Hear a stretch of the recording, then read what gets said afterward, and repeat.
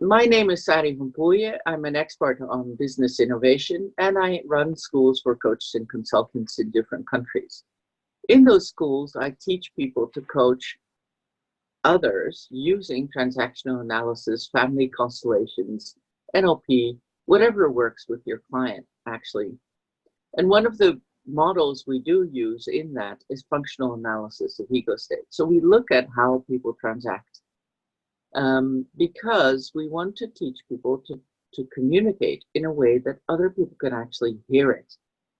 To be able to be a master communicator, you have to adapt the ego state you're using to be able to reach the person across from you.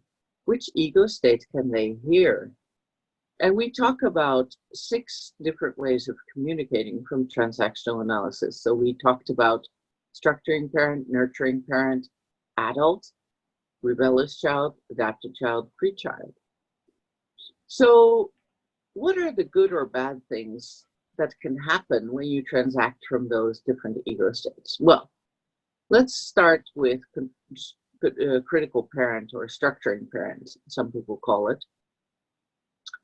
The good thing of using a directive tone of voice is pretend you have a puppy and you have to learn, you have to teach it how to sit. You don't go to a puppy, please sit down, how do you feel about it? You actually go, sit.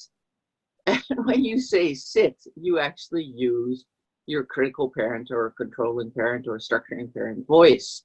It has a certain voice to it. It has a certain look to it. So it's directive, there's a force behind it, and it's very clear that you're making a boundary, and that's what you use controlling parent for. So the positive things about using this controlling, structuring, critical parent, depending on where you come from, it's called different. We say it's really positive because it's very clear in boundaries and in directives. So Titanic is sinking, you don't go, where would you like to go? You go to the lifeboats. That's a really positive function of critical parent. However, if you overuse it, within business, it becomes really a bad thing. It becomes very dysfunctional because it means you're always going after your employees with a raised finger, as it were, telling them what's wrong and where they missed things. When you get a report back and everything's underlined in red, you go, oh gosh, that's a really bad use of critical parent. What happens is you invite people really to become smaller than you. You keep that balance going.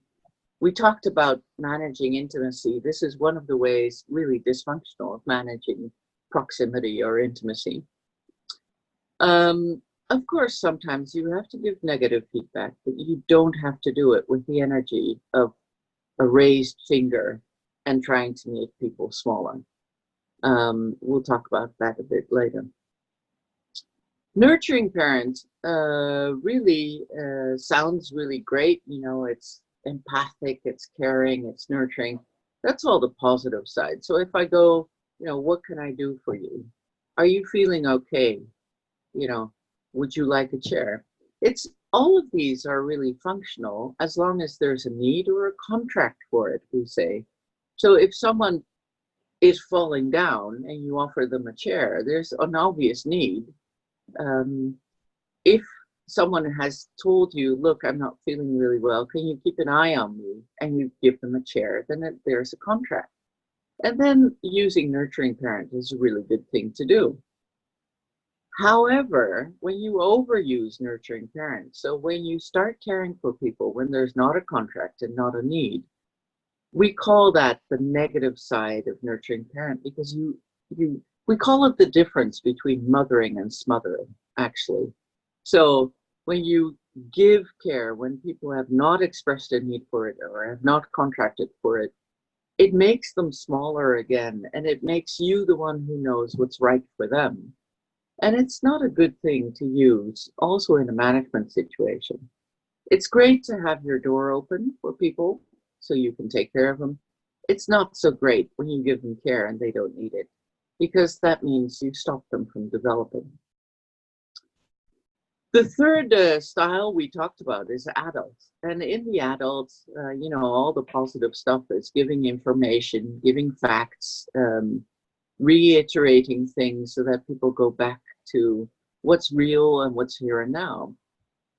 So sometimes, you know, I remember in the crisis, people would come to me at coaching and say, God, I'm really scared I'm going to lose my money. And I'd go, well, you know, have you lost any money? And they go, no. Have you lost any clients? No. You know, is there any indication you have that you're going to be badly affected by the crisis? No, not at the moment. And then you really see that people don't act in the moment. They actually act from something they're scared of in the future that hasn't happened yet. And one of the things we use in coaching is adults. So really asking questions, what, how, when, who, to bring people back into this adult state where they can process real-time, here and now information and check the facts. And that's a really positive use of adult.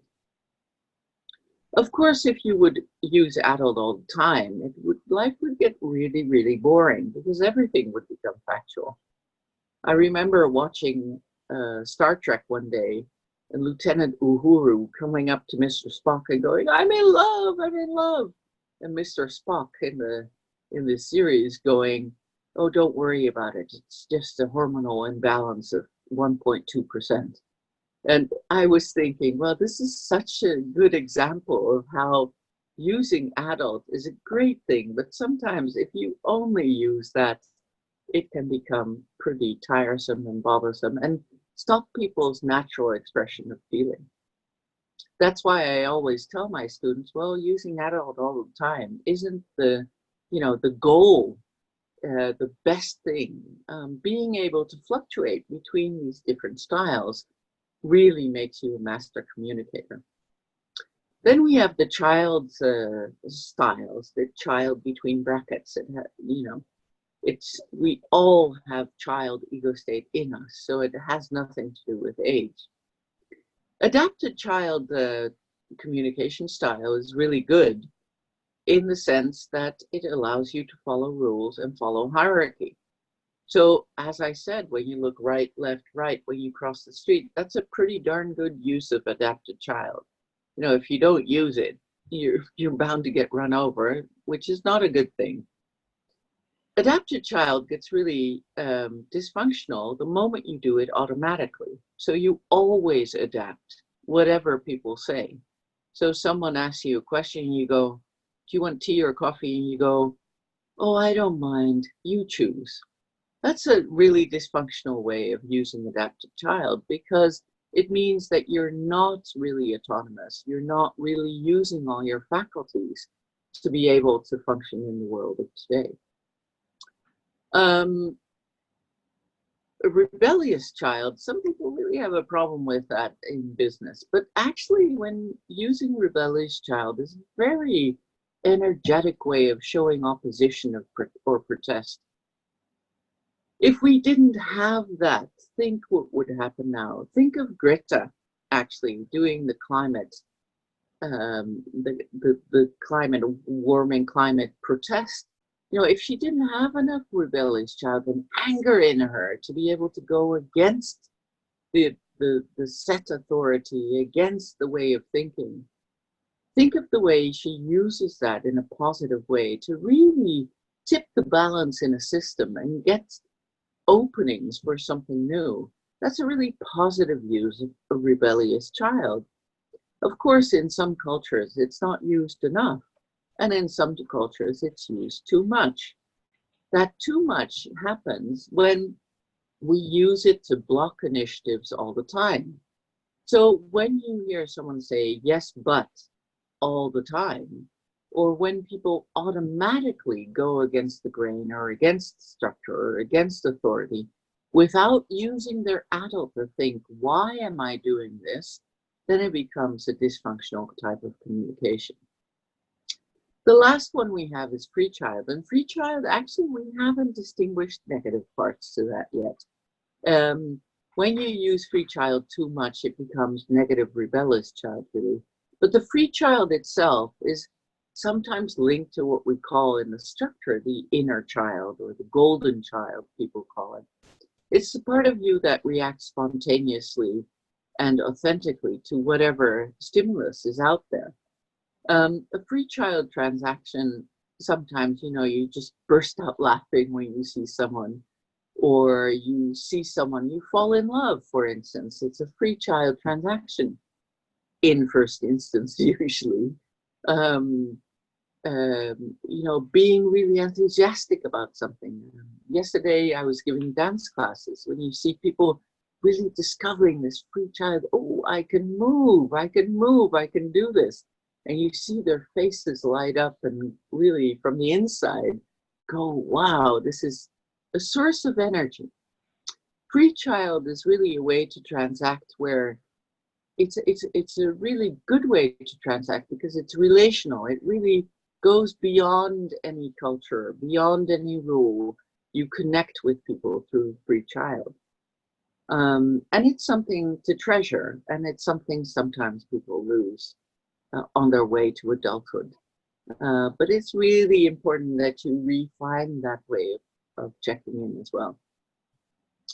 So what does this mean in business, really? We'll talk about that next time.